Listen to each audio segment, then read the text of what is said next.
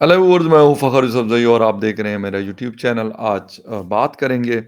पाकिस्तान के हवाले से, अफ़गानिस्तान के हवाले से, टीटीपी के हवाले से। हमारी जो मिनिस्टर स्टेट हैं फ़ॉरेन अफ़ेयर्स की, हिना रब्बानी कर ने विज़िट किया है काबुल को। और क्यों किया है? बहुत सारे रीज़न्स हैं। सबसे बड़ा जो रीज़न है दैट इज़ सिक्योरिटी के हवाले से बात हुई है। लेकिन इकोनॉमी एंड बिजनेस की भी बात हुई है। बिजनेस और इकोनॉमी तो तब चलता है जब आपके बाकी हालात बेहतर हों, साज़गार हों, सिक्योरिटीज़ के इश्यूज़ ना हों बॉर्डर के ऊपर, तो ये चीज़ें बेहतर हो सकती हैं। ख़ैर टीटीपी का जो थ्रेट था है, और if I am not wrong तो ये रहेगा अभी आगे भी कुछ अरसे तक, बल्कि काफ़ी अरसे तक। इस हवाले से भी बात होगी। और डिटेल में जाने से पहले आपसे रिक्वेस्ट है कि जिन जिन लोगों ने चैनल को सब्सक्राइब नहीं किया, प्लीज़ चैनल को सब्सक्राइब करना, बेल और लाइक का बटन दबाना ना भूलें। बात हम कर रहे हैं इस वक्त हिना रब्बानी कर साहिबा का बहुत इम्पोर्टेंट विजिट था। पाकिस्तान के अंदर आर्मी चीफ की तब्दीली हुई, और सेम डे हिना रब्बानी कर साहिबा ने विजिट किया काबुल का। और वहाँ पे उन्होंने तालिबान क़यादत जो है, तालिबान लीडरशिप जो है, उनसे सिक्योरिटी मसाइल और इसके साथ साथ इकोनॉमी में जो कॉपरेशन है उसके हवाले से उन्होंने बात की। खैर इस वक़्त जब ये विज़िट, वैसे तो अगर आपको याद हो तो बॉर्डर के ऊपर मुख्तलिफ क्लैशेस चलते रहे, कभी फेंसिंग काटी गई, कहीं कभी उस तरफ से अटैक हुआ। स्पिन बोलदक चमन बॉर्डर के ऊपर हो जहाँ पे एफसी के एहलकारों की जानें गई, और इसके साथ साथ बाजवड़ का अटैक हो, या बाकी बहुत सारे इलाकों में ये चीज़ हमें देखने को मिल रही है। लेकिन पाकिस्तानी गवर्नमेंट के कंसर्न्स ये है कि तालिबान जो टीटीपी है, तहरीक तालिबान पाकिस्तान, उन्होंने अनाउंस किया कि हम जो सीज़ फायर एग्रीमेंट है, हम उसको ख़त्म करने का ऐलान करते हैं। हालाँकि अगर देखा जाए तो जिस वक़्त डायलॉग्स चल रहे थे, तो उस वक़्त भी टीटीपी अपने हमले जारी रखे हुए थी। वो जिसे कहते हैं लकी मरवत में 6 पुलिस एहलकारों की शहादत हो, या इसके अलावा नॉर्थ साउथ वज़ीरिस्तान में सिक्योरिटी फ़ोर्सेस के ऊपर होने वाले हमले हो, या इससे रिलेटेड और बहुत सारी चीज़ें हों, ये सब कुछ चलता रहा। लेकिन हमारे बड़े ज़बरदस्त किस्म के पॉलिटिशियन और सेनेटर साले शाह साहब बुज़ुर्ग सियासतदानों में से है, लेकिन बड़े काबिल आदमी, जेवाई से उनका ताल्लुक़ है। अ, मैं भी 6-7-8 सालों से जानता हूँ, बहुत शफ़क़त फ़रमाते हैं। तो हमारे एक दोस्त ने उनको इंटरव्यू किया था, अभी कुछ दिन पहले की बात है। वहाँ पे उनसे सवाल हुआ कि जी, मुज़ाकरात चल रहे हैं, डायलॉग्स चल रहे हैं, TTP versus the state of Pakistan. तो उन्होंने कहा जी बिल्कुल, मुज़ाकरात ख़त्म हुए ही नहीं, बल्कि उन्होंने बहुत सारी चीज़ें बताई, और उन्होंने ये कहा कि जनरल फैज़ हमीद जिस वक़्त कोर कमांडर पेशावर थे, तो उस वक़्त इस मुज़ाकरात में तेज़ी आई, और जिस वक़्त वो डीजी आईएसआई थे, तो उस वक़्त भी इस ये इंटरेक्शन जो है, ये दोनों TTP versus the state of Pakistan जो है, वो चलती रही। और उसने कहा कि अभी तक 11 दफ़ा ये डायलॉग्स हुए हैं, और मैं उसका हिस्सा रहा। अब देखना ये है कि हमारे दूसरे सेनेटर साहब जो स्पोक्सपर्सन भी है खैबर पख्तूनख्वा हुकूमत के, बैरिस्टर सैफ साहब, उन्होंने भी ये दावा किया था कि जी ये मुज़ाकरात जो है हो रहे हैं, और बहुत अच्छी बात है। ठीक है, बहुत अच्छी बात है भाई, अमन किसको नहीं अच्छा लगता? एक आम आदमी को तो अमन चाहिए, उसको अपनी मेहनत मज़दूरी चाहिए, उसको 2 वक़्त की रोटी चाहिए, और बस अल्लाह अल्लाह खैर सल्ला। तो लोगों ने कहा चलो यार, अगर हो जाते हैं तो बुरा क्या है? लेकिन अफ़सोस के साथ कि उस मुज़ाकरात के दौरान ही सवात में हालात ने एकदम से पलटा खाया, और ऐसा पलटा खाया कि वहाँ की आवाम इस बात पे मजबूर हुई कि वो आके उन्होंने ना ख़त्म होने वाला एहतजाज उन्होंने शुरू किया। और मैं, यकीन करें कि 2 दिन पहले कुछ सवात के दोस्तों से मुलाकात हुई एक इलाके में। مردان کے ایک دور پار کے علاقے میں گیا ہوا تھا، تو میں نے ان کو کہا کہ یار میں بڑا آپ لوگوں کی بہادری سے بڑا متاثر ہوا ہوں، بہت بڑا فین بن گیا ہوں۔ میں پہلے بھی سوات میں بہت دوستی ہے لوگوں سے، بڑے اچھے پیسفل قسم کے، بڑے ایجوکیٹڈ اچھے لوگ ہیں، لیکن اس دفعہ جو انہوں نے پروٹیسٹ کیا اور کہا کہ بھائی آپ جائیں، ہم جانے اور یہ لوگ جانے، ہمارے پاس اتنا ویپن ہے کہ ہم ان کا مقابلہ کر سکتے ہیں، آپ کی ضرورت نہیں ہے، آپ اپنا بوری بسترا گول کریں اور نکلیں یہاں سے۔ پھر ہم دیکھتے ہیں کہ یہ کتنا سروائیو کرتے ہیں۔ یہ بلیو می، یہ مطلب ایک بندہ نہیں، 2-3 جرنلسٹ دوستوں سے بات ہو رہی تھی تو انہوں نے یہ بات کی مجھ سے کہ یار ایسا ہوا تھا۔ خیر وہ چیز ہوئی، وہ سارا کچھ ہوا اور اس کے بعد ہوا یہ کہ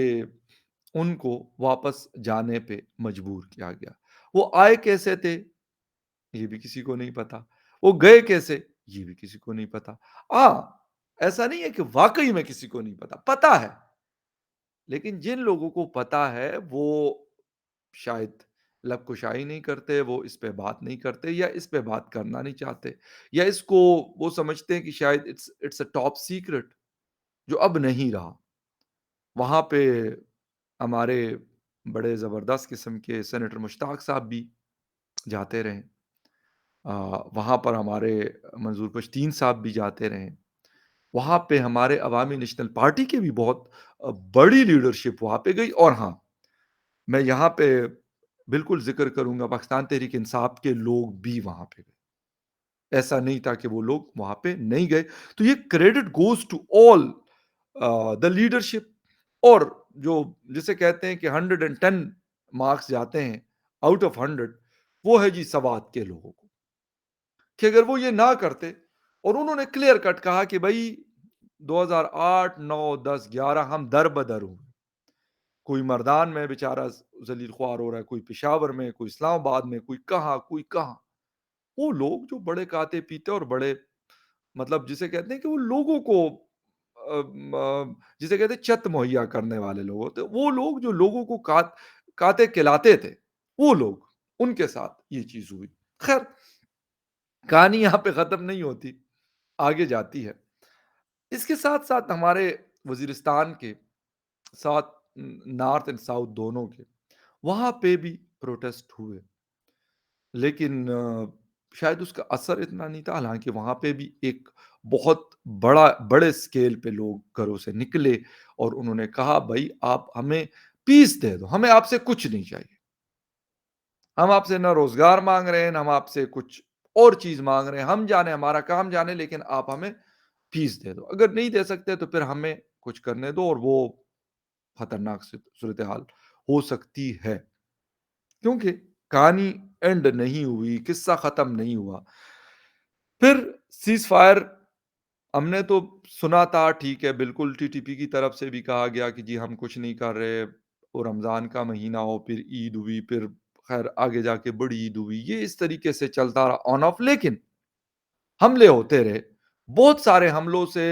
ٹی ٹی پی نے لا تعلقی کا بھی اظہار کیا کہ بھائی ہم اس میں ملوث نہیں۔ اب ہو سکتا ہے کوئی اور گروپس ہو، آئی ایس کے بھی ایکٹیو ہے، ٹھیک ہے پاکستان میں شاید اتنے فٹ پرنٹس نہیں ہیں، لیکن جو بارڈر ایریاز ہیں وہاں پہ وہ مختلف جگہوں پہ بڑی مضبوط سینچریز رکھتے ہیں، وہ چیز وہ سارا کچھ ہوتا رہا، ساتھ ساتھ یہی مختلف جرگوں کی صورت میں پورے فاٹا سے، جو پرانا فاٹا ہے وہاں سے لوگ مختلف مشران جو ہے وہ جاتے رہے، پولیٹیکل لوگ بھی تھے، ملکان بھی تھے، اسٹیبلشمنٹ کے لوگ بھی تھے، اور بھی انفلوئنشل لوگ جو ہے ان کا آنا جانا، ریلیجیس اسکالرز بھی گئے، یہ سلسلہ چلتا رہا، لیکن اب کی بار جو مسئلہ ہوا ہے، اور میڈم حنا ربانی جو گئی ہیں تو انہوں نے کہا کہ بھائی آپ کی زمین، آپ کی جو سوئل ہے وہ ہمارے خلاف اس کا استعمال ہو رہا ہے، ہمارے فورسز کے اوپر تسلسل کے ساتھ حملے ہو رہے ہیں، اور اب جب آفیشلی اناؤنس کیا ٹی ٹی پی نے تو اس کے بعد پھر سچویشن زیادہ کریٹیکل ہوئی، اس وجہ سے غالباً یہاں پہ تو کیونکہ ابھی تبدیلی ہوئی ہے، میں یہ نہیں کہہ سکتا کہ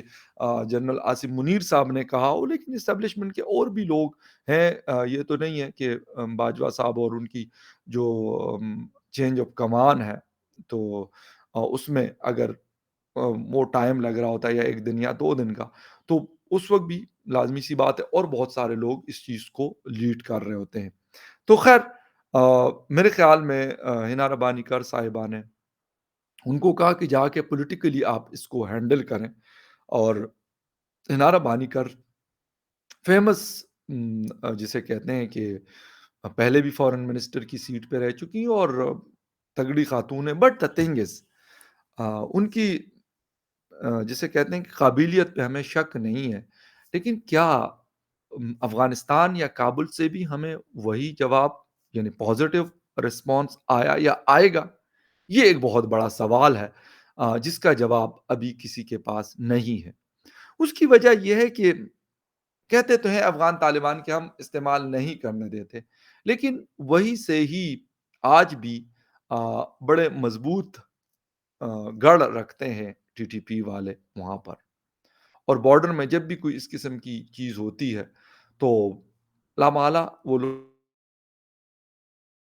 وہاں پہ جاتے ہیں، اور خیر اس سے پہلے اگر آپ کو یاد ہوگا تو پاکستانی جٹس نے کچھ وہاں پہ اس قسم کا ایکشن بھی لیا، جس کے اوپر کافی لے دے ہوئی افغانستان کی طرف سے، اور میرے خیال میں بھائی جو بھی ہم کہیں، لیکن افغانستان ایک الگ ملک ہے، وہ پاکستان کا تو نہ پروونس ہے، نہ کوئی ڈسٹرکٹ ہے، نہ کوئی